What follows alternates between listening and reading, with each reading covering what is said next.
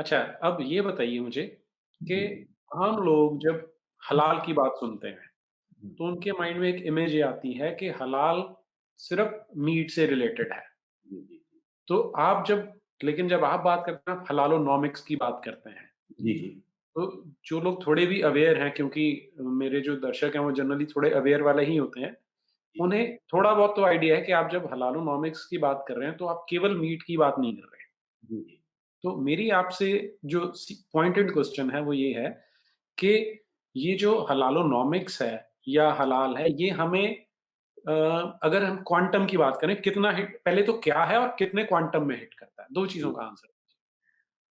ऐसे है कि हलाल एक अरबी शब्द है, जिसका अर्थ होता है लेजिटिमेट, परमिसिबल। आज की जो हम हिंदी बोलते हैं, उर्दूनुमा हिंदी, और क्योंकि मैं उर्दू से बहुत जुड़ा रहा हूँ, उर्दू पत्रकारिता से जुड़ा रहा हूँ, तो मैं उर्दू को समझता हूँ। स्कॉलर नहीं हूँ, मगर उर्दू जानता हूँ।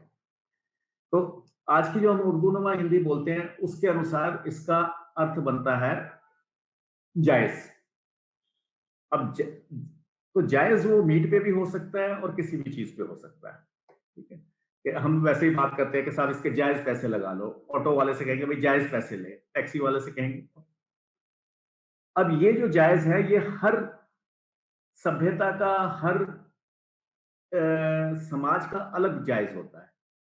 जो अ, पंजाब में जैसे हम अमृतसर जाएँ, तो वहाँ तक शराब सरकार की दुकानें खुली हुई हैं, गुरदासपुर में शराब की दुकानें खुली हैं, वो जायज़ है, लीगल है, परमिसिबल है।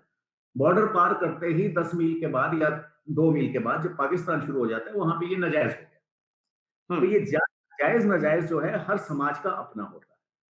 तो जिस वक़्त हम हलाल की बात करते हैं, तो इसका अर्थ है जायज़, और ये शब्द अरबी भाषा में इस्लाम के आने से बहुत पहले से था। कोई इस्लाम के आने से नहीं शुरू हुआ।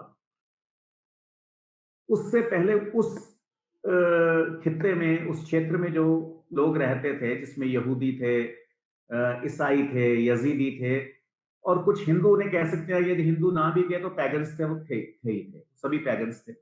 हुँ, हर कबीले का, हर ट्राइब का अपना जायज़-नाजायज़ होता था। जैसे आज भी अगर हम जैन समाज में बात करें तो अंडा नाजायज़ है। हुँ, यही अगर हम और समाज में आ जाएँ तो अंडा जायज़ है। मैं ये भारत के अंदर की एक ही शहर, एक ही मोहल्ले की मैं बात कर रहा हूँ। तो इस्लाम के आने से ये हुआ कि ये एक तरह से हलाल शब्द जो है हाइजैक हो गया। क्योंकि हलाल इस्लाम में या हलाल या हराम, 2 ही चीज़ें हैं, बीच का ग्रे एरिया कोई नहीं है, ये बहुत कम है। अ, जैसे एक से सऊदी में या कहीं एक टैक्सी है, उसमें एक लेडी अगर बैठती है तो उसके साथ उसका कोई मेल फैमिली मेंबर होना चाहिए। यदि मेल फैमिली मेंबर नहीं बैठा तो उसकी जो वो राइड है वो हराम हो गई। हुँ, तो अब इस हराम को या इस हलाल को मैं भारत में नहीं लागू कर सकता। हुँ, इस्लाम के हिसाब से सूअर का मांस जो है वो हराम है, और हमारे यहाँ बहुत से लोग शौक से खाते हैं। हुँ, ये इस्लाम ने जो करा कि जहाँ-जहाँ इस्लाम का वर्चस्व हुआ, जहाँ-जहाँ इस्लाम फैला, उसने इस्लामिक हलाल के बजाय हलाल शब्द का इस्तेमाल करना शुरू कर दिया। यानी जायज़ क्या है, जिसको मैं जायज़ कह रहा हूँ। हुँ, आज हम जब मीट की दुकान पे जाते हैं तो ये हलाल मीट है। साहब, ये हलाल का मतलब है कि जायज़ है। कैसे जायज़ है? इस्लाम के मुताबिक जायज़ है। हुँ, तो जो इस्लाम के मुताबिक जायज़ है, वो मेरे अनुसार भी जायज़ हो, ये नहीं हो सकता। मेरे हुँ, हिसाब से तो सूअर भी जायज़ है, तो क्या मैं हुँ, उसको हलाल सूअर मांस रखूँ ना? हुँ, ये तो मेरे हिसाब से तो वो हलाल है। अब ये क्योंकि हमारा एकदम हलाल मांस, हलाल मीट, हलाल शॉप लिखा हुआ है, तो हमारे दिमाग में एक चीज़ बैठ गई कि ये हलाल का मांस से मतलब है, जबकि ये दुनिया की हर चीज़ पे है। अ, यदि जैसे आपकी कोई कॉन्फ्रेंस हो रही है, अगर इसमें अगर कोई महिला आती है, तो वो ये कॉन्फ्रेंस भी हराम हो गई। हुँ, ये ये उनकी सोच है। अब हम क्योंकि उनकी क्योंकि हाँ, महिलाओं को अलाउड नहीं आना। हुँ, अलाउड नहीं है, ठीक है? अगर किसी बहुत सारी चीज़ें हैं। अ, अब ये इसका एक दौर हलाल का रहा। पहले प्री इस्लामिक हलाल, फिर इस्लाम के आने के बाद हलाल, फिर इस्लाम का वर्चस्व होने के बाद का हलाल। हुँ, और ऑटोमन एम्पायर फैली तो हर जगह हलाल हो गया और उसके फॉल के साथ ही हलाल का भी डाउनफॉल हुआ। हुँ, ये एक अल्प समय था सेकंड वर्ल्ड वॉर और फर्स्ट वर्ल्ड वॉर के बीच में जब हालात थोड़ा डाउन जाने लगा। सेकंड वर्ल्ड वॉर के बाद सिचुएशन बदली तो जो कॉलोनियल मास्टर्स थे, वो एक तरह से पॉलिटिकली और इकोनॉमिकली और मिलिट्री काफ़ी कमज़ोर हो गए थे। इसीलिए हुँ, उन्होंने अपनी कॉलोनीज़ छोड़नी शुरू कर दी और जो कल तक गुलाम थे, दास थे, अब वो वहाँ पे जाने सेटल होने शुरू हो गए। मतलब अगर अगर हमारे यहाँ क्योंकि ब्रिटेन की हम कॉलोनी थे, तो देखिए 1930s तक ब्रिटेन जाना एक बहुत मुश्किल काम था। कोई राजे, महाराजे, नवाब लोग जाते थे। मगर 50s आने तक एक आम आदमी, middle class, upper middle class भी जाने लगा। इसमें एक चीज़ और हुई, एक अनरिटन फैक्ट ये हुआ कि जो फौज और पुलिस में थे भारत में, उनको उन्होंने एक ब्लैंकेट परमिट दे दिया कि क्योंकि आपने क्राउन की सेवा करी है, हो सकता है कि आप टारगेट हो जाएँ, because you served the crown. तो हम आपको यहाँ पे कॉमनवेल्थ में, कनाडा में और यूके में आपको जगह देंगे। और उसमें बहुत संख्या में फौज और पुलिस के लोग वहाँ पे सेटल होने शुरू हो गए। अब उस समय की फौज का कॉम्पोजिशन हम देखें तो अराउंड वन थर्ड जो आर्मी थी वो सिख आर्मी थी। 1947 में चले जाए, 48 में चले जाए। और पुलिस का बहुत बड़ा अ, जो एक हिस्सा था वो मुस्लिम था। और जो फौज में भी मुस्लिम थे वो ज्यादातर पंजाबी थे। मतलब उस क्षेत्र से आते थे जो बाद में पाकिस्तान बना, या भारत का भी जो पंजाब रह गया। अब ये तीन कम्युनिटीज उस समय ज्यादा गई, सिख, मुसलमान और गुजराती। गुजराती जो ट्रेडर्स थे अफ्रीका से, यहाँ से, वो वहां पे सेटल होने शुरू हो गए, नया बिजनेस, और वो बिजनेस में बहुत बढ़ते गए। तो यहाँ से जो गांव से गए ये तो भाई भाई गए, एक ही गांव का सिख और मुसलमान गया। 2-4 साल तक उनका भाईचारा भी रहा। और मैं जो भाईचारे को समझता हूँ, जो हमारा उनसे भाईचारा है, मैं उसको भाई समझता हूँ और वो मुझे चारा समझता है। भाईचारे का इतना ही जी, डेफिनेशन। हुँ, धीरे धीरे जो वहां का मुसलमान था, भारत का या पंजाब का या जहां का, उसने अपने को दूसरे मुसलमानों के साथ आइडेंटिफाई करना शुरू कर दिया, बजाय के अपने जो गांव से गया था जिसके साथ भाषा एक थी। ठीक है, उसके साथ एक भाषा की निकटता तो रही, मगर क्योंकि मस्जिद में वो उसके साथ जा रहा है, वो मेरे और आपके साथ तो जाएगा नहीं। अब वहां पे उन्होंने धीरे धीरे गेटोस बने और आज वो नो गो जोन्स हैं, यानी उसमें अगर आपको जाना है तो शरिया जोन में, लंदन में भी अगर आपको जाना है तो वहां पे आपको इस्लामिक रूल फॉलो, ये अनडिक्लेयर्ड स्टेट्स वहां पे डिक्लेयर होगी, जागीरें बन गई। अब ये बड़ी समझने वाली बात है कि इसका हलाल से क्या मतलब है। इन जागीरों में ये हुआ कि हम यहाँ पे केवल हलाल खाना सर्व होगा। उस समय बिटवीन द लाइन दुनिया नहीं पढ़ सकी, और जो हलाल माफिया था या जो इस्लामिक वर्ल्ड थी, वो हम सबको बेवकूफ बनाते रहे, पूरे मानव जाति को। उसमें यहूदी भी, उसमें ईसाई भी और उसमें हिंदू भी। जब मैं हिंदू की बात कर रहा हूँ तो पूरी हिंदू कॉमनवेल्थ की बात कर रहा हूँ, चाहे उसमें कोई भी हो, सनातनी हो, ये हो, भारतीय पूरे। उसको बिटवीन द लाइन हम नहीं समझ सके कि ये एक छोटी सी बात हुई कि यहाँ पे हम केवल यही मांस बेचेंगे, यहाँ तक बात नहीं सीमित रही। हुँ, अब ये अवेलेबल नहीं है तो इसके लिए हम इंपोर्ट करेंगे। अब इंपोर्ट पहले शुरू में जो था वो लैटिन अमेरिका से यूरोप में बहुत इंपोर्ट होता था मांस। अब जब हलाल सर्टिफिकेशन इन्होंने शुरू कर दी कि जो हलाल सर्टिफाइड है हम वही खरीदेंगे, तो उसके लिए उस समय grand Mufti of great Britain ने फतवे जारी करे कि अब ना केवल आप हलाल खरीदेंगे बल्कि अपने मित्रों को भी समझाएंगे कि हलाल कितना जरूरी हुँ, है। जो क्योंकि लैटिन अमेरिका से जो आ रहा था मीट, वो बकरा तो किसी ईसाई के खेत में चल रहा है, हुँ, प्रॉफिट ईसाई को जा रहा है। अब ये इस्लाम के हिसाब से हराम है, और ये हुँ, हराम है। किसी भी बिजनेस में अगर किसी काफिर को आप प्रॉफिट देते हैं तो वो जायज नहीं हो सकता, वो हराम है, कुफ्र है। हुँ, और भारत जैसी जगह में हलाल सर्टिफाइड प्रोडक्ट्स जो बिक रहे हैं उसमें हिंदू को इसलिए रोजगार मिल रहा है कि अभी भारत में ये संभव नहीं है कि आप केवल मुसलमान से व्यापार चला लें। हुँ, मान लीजिए कि मध्य प्रदेश में जी। मध्य प्रदेश में कोई इसमें मैं जी, क्वेश्चन आपसे पूछना चाहता हूँ जी, कि जी, जो मुझे आपकी बात से समझ आ रहा है कि हलाल का अर्थ ये है कि जहाँ पर प्रोडक्ट जब मान लीजिए कि किसी मॉल की शेल्फ पे रखा है, जी। वो तो एंड प्रोडक्ट है। वो जहाँ से शुरू हुआ, वहाँ से चलते-चलते वहाँ तक पहुँचने में हर पूरी चेन में सिर्फ़ मुसलमान होने चाहिए। ये ये हाँ, दैट इज़ तो जो हमें नज़र आ रहा है कि ये सब ये मेन्यू में चिकन मटन या मटन चिकन या जो भी वो कह रहे हैं मटन केवल वो नहीं है। रेस्टोरेंट एक तो है उसका प्रोडक्ट है हलाल, एक है वो एस्टेब्लिशमेंट हलाल है। सपोज़ ए रेस्टोरेंट हलाल है। दैट हुँ, मीन्स उसको जो चीनी का बोरा खरीद रहा है, नमक खरीद रहा है, वो भी हलाल का होगा। मुसलमान से ले रहा है। कहाँ से ले रहा है। अब हुँ, वो हलाल कैसे होगा ये चीनी हलाल कैसे होगी? उसमें तो कोई वो नहीं पढ़ा जा रहा क्या नाम चाकू नहीं चल रहा कलमा कोई वो कलमा नहीं पढ़ रहे।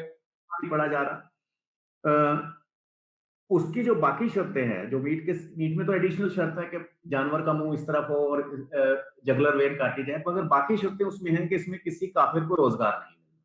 हुँ, और उसके साथ एक भारत में वेवर है, जहाँ तक संभव हो नहीं देना। या हुँ, इसको दूसरे शब्दों में कहा जा सके कि जहाँ तक संभव हो मेरे को मुसलमान को एम्प्लॉयी देना है। तो कान हुँ, इधर से पकड़ो या उधर से पकड़ो। हुँ, जैसे चेन्नई जैन बेकरी ने ये गलती कर दी, उसने ये कह दिया कि इसमें मैं किसी मुसलमान को हाँ, नहीं, ये एक टेक्निकल उसकी हुँ, लीगल गलती हुँ, थी। यदि वो कहता कि मैं इसमें केवल जैन को रखता हूँ तो ठीक था। हुँ, तो ये लीगल जो पैरामीटर्स हैं इसके अंदर जो एक ब्लर सी लाइन होती है उसको हम लोग नहीं समझ पाते और कई कम्युनिटीज उसको बड़ी अच्छी तरह से समझती है और उसे एक्सप्लॉइट कर रहे हैं। हाँ, अब क्योंकि अब वो चावल का बोरी या चीनी की बोरी कैसे होगी कि वो शुगर की जो मिल है या शुगर जिससे वो ले रहा है वो हलाल सर्टिफाइड है। मीन्स उसका जो चीनी वाला जो बोरा ले रहा है वो बोरा भी हलाल सर्टिफाइड होगा। हुँ, अ, चीनी से बोरा, बोरे से फिर आगे पता नहीं क्या-क्या। तो हुँ, ये पिरामिड ऐसा ऊपर से जो हमको 1 दिख रहा है, उसके नीचे 4, 4 के नीचे 16 ये एक वो हो जाता है। तो हुँ, जो अगर हमें ये दिख रहा है कि हम ये मान लीजिए एक रेस्टोरेंट है, इस साल का ₹30,000 सर्टिफिकेशन का देता है, पर एक्चुअली वो कितने लाख है, वो हमें इनविजिबल है, क्योंकि हमें सिर्फ 30,000 दिख रहा है। वो हुँ, चेन है पूरी और जो एक को चीनी वाला एक रेस्टोरेंट को दे रहा है, वो दूसरे को भी दे रहा है। अब ये रिवर्स चेन भी शुरू हो गई। ये हलाल है। तो हुँ, आज की डेट में हलाल प्रोडक्ट्स में हम जब देखते हैं, बड़ा अब लोगों को अवेयरनेस आ गई है। हलाल आटा, हलाल चीनी, हलाल दाल, हलाल पानी, हलाल डेटिंग साइट्स, हलाल फार्मास्यूटिकल्स, हलाल हॉस्पिटल, हर चीज़ हलाल है। हुँ, मैं पैकेट काफ़ी पुराना बार-बार एक ही दिखाता हूँ क्योंकि इसलिए वो पुराना पैकेट दिखाता हूँ कि वो 5 साल पहले भी ऐसे ही था, 4 साल और हमें ये 4 साल में सुध नहीं आई कि हम ये देख सकें। बताइए। एक छोटा-सा पैकेट है, मैं आपको दिखाना चाहूँगा जिसमें ये इसमें एक मार्क लगा हुआ है।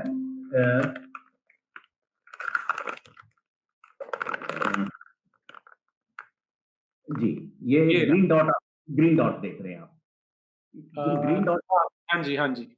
ग्रीन डॉट का अर्थ ये है मैं अब निश्चित हो गया हूँ कि ये शाकाहारी है हुँ, और शाका मगर ये शाकाहारी है, परंतु ये हलालाहारी भी है क्योंकि इसी ग्रीन डॉट के ऊपर एक और मोहर लगी हुई है। हुँ, ये दिखाता हूँ शायद थोड़ा-सा हाँ, इसके ऊपर एक और जहाँ पे ये एक हलाल की डॉट लगा हुआ है, हलाल अच्छा, का साइन। जो सूरज जैसा लग रहा है। सूरज जैसा लग रहा है, इसको अगर हम देखेंगे तो इसमें अरबी में लिखा हुआ है हलाल सर्टिफाइड। हुँ, तो हुँ, ये क्योंकि मैं उर्दू पढ़नी जानता नहीं, अरबी जानता नहीं, मैं समझता हूँ शायद ये लिखा होगा कि इसमें ये कोई एक्सपायरी डेट लिखी होगी या क्या लिखा होगा जिसको मैं जानता ही नहीं। और अगर उसमें अंग्रेजी में लिखा भी हुआ है हलाल सर्टिफाइड तो मैं उसका अर्थ नहीं जानता। तो हुँ, ये मैं शाकाहारी होने के साथ-साथ हलालाहारी भी हूँ। ये हुँ, एक छोटी-सी काजल की टिबिया है, 50 कितने की है ₹80 की कितने की काजल की टिबिया। दिस इज़ आल्सो हलाल सर्टिफाइड और ये बहुत अच्छा, एक इफेक्टिव दवाई है। तो अगर मेरे को कैटरेक्ट के लिए डालनी है, पर उसके लिए मेरे को पहले जज़िया देना पड़ेगा। ये मैं हुँ, आपको दोबारा वो भेज दूँगा। तो इसी तरह बहुत सी चीज़ें हैं, ये हम अगर देखें ये एक खजूर का पैकेट है 1.5 का, हुँ, तो इसमें भी एक हलाल का सर्टिफिकेट लगा हुआ है हमारे को। हुँ, आप पिन पॉइंट करिएगा जरा हलाल सर्टिफिकेट। हाँ, ये पिन पॉइंट कर रहा हुँ, हुँ, हुँ, जी। हूँ। अब हलाल इसमें खजूर में ना तो कोई बकरा कटा है, पर इसमें जो बाकी काम है वो हो रहे हैं, वो ये हो रहा है कि इसमें से एक हिस्सा जो जा रहा है, वो ज़कात के नाम पे, जिहाद के नाम पे जाएगा, तब आप सर्टिफ़ाइड होंगे। हुँ, एक चीज़। दूसरी चीज़, जो सर्टिफ़ाइंग एजेंसीज़ हैं भारत की, जैसे जमीयत उलमा हिंद वगैरह, अब ये फीस जो है 30,000, 50,000 या 2 लाख, जो भी इनकी हैसियत के हिसाब से ली जाती है, 1 लाख की फैक्ट्री से और लिया जाएगा, 200 करोड़ की फैक्ट्री से और लिया जाएगा। हुँ, तो जो हैसियत है, उस हिसाब से उनसे लिया जाता है। फॉर एग्जाम्पल, अगर इस कंपनी से 10 लाख रुपया लिया गया सर्टिफिकेशन का साल का, वो 10 लाख सीधा जमायत उलमा हिंद को जाता है, हुँ, जो उसको सर्टिफाई कर रही है। ये एक दो और भी एजेंसीज हैं, वो जो उसको सर्टिफाई कर रही है, वो अपने वेबसाइट पे क्लियरली बोलते हैं कि हमारे पास जो पैसा आ रहा है, इसको हम इस्लाम की बढ़ोतरी के लिए लगा रहे हैं। वेरी गुड, इस्लाम की बढ़ोतरी आप करना चाहते हैं, पर मेरे पैसे से क्यों? हुँ, आप अपने पैसे से करिए।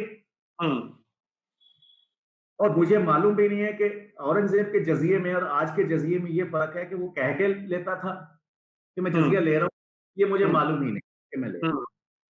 अब ये जो नामालूम, मतलब अनसीन जजिया जो मैं दे रहा हूँ, और उसमें दूसरा वो ये कहते हैं कि इसमें हम टेरर को सपोर्ट करते हैं, मतलब उसमें वो खुल्लम खुल्ला कोई उसमें कोई भेद नहीं देखते, सिर्फ थोड़ा सी अपनी लीगलिटी को इस तरह बचाते हैं कि जो मुस्लिम टेररिज्म के नाम पे पकड़े जाते हैं, उनको हम वकील प्रोवाइड कराएंगे। अच्छा, ठीक है, वेरी गुड। हाँ, मतलब अब इसका मतलब ये है कि खुला सा आप टेररिज्म करके आइए, बाकी हम बैठे हैं। हाँ, तो यही जैसे पैसा। जी, पिछले साल कमलेश तिवारी को मारा था, जी, जी, जी, तो उसे बचाने के लिए मुस्लिम ऑर्गनाइज़ेशंस आ गई थी। जी, जी, जी। तो वो ये मतलब जो मेरी जेब से पैसा मैंने हलाल सामान खरीदा है, उसी का हिस्सा वहाँ जा रहा है जो कमलेश तिवारी के हत्यारों को बचाने के लिए यूज़ हो रहा है। दूसरे हुँ, शब्दों में मैं अपनी सुपारी खुद दे रहा हूँ, बिल्कुल ठीक है। और मुझे पता भी नहीं कि मैं अपनी सुपारी दे रहा हुँ, हूँ। समस्या यहाँ पे ये है कि एक तो मुझे डायबिटीज़ है, हुँ, दूसरा मेरे को पता ही नहीं, मैं तो फिर लड्डू खूब खाऊँगा, मुझे पता ही नहीं है। हुँ, और तीसरा, मैं मानने के लिए तैयार नहीं हूँ कि मुझे डायबिटीज़ हो सकती है, वो तो पड़ोसी को हो सकती है, वो एक बड़े बूढ़े चाचा थे उनको हो गई, मुझे कैसे हो सकती है? मुझे हो ही नहीं सकती। भाई, हुँ, आपने आपने कोई टेस्ट करवाया है कि नहीं? नहीं, टेस्ट तो मैंने नहीं करवाया। तो फिर आप हुँ, कैसे कह सकते हैं? हुँ। तो हमारी स्थिति ये है।